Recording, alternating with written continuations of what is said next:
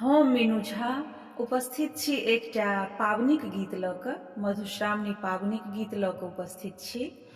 जतेक पबनैतिन सब छी तिनका सब गोटेके बहुत बहुत शुभकामनाएं, बधाई, धन्यवाद। जय मिथिला, जय मैथिली।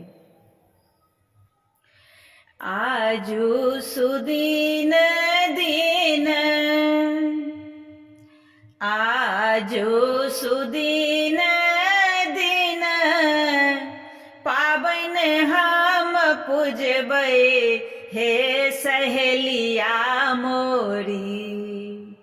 आजु सुदिन दिन, पाबन हम पूजबै हे सहेलिया मोरी।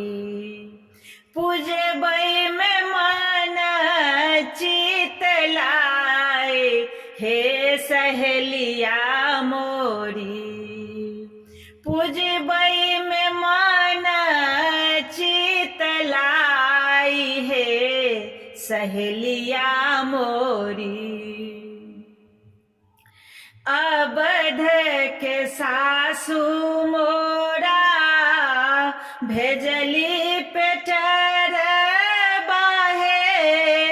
अवध के सासु मोरा भेजली पेटर बाहे। भेजली पेटर बाहे, भेजली पेटर बा। ओही में सजल दुभिधान हे सहेलिया मोरी। ओही में सजल दुभिधान हे सहेलिया मोरी। पूजबै में मन चित लाई हे सहेलिया मोरी। अवध के सासु मोर बड़का खिलाड़ी है। अवध के सासु मोर बड़का खिलाड़ी है।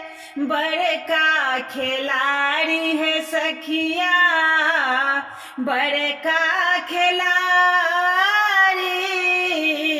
भूल गेल खोइछा केर धान हे सहेलिया मोरी।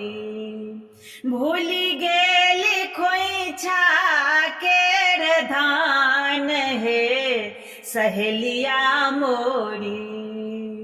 पूजबै में मन चित लाई हे सहेलिया मोरी।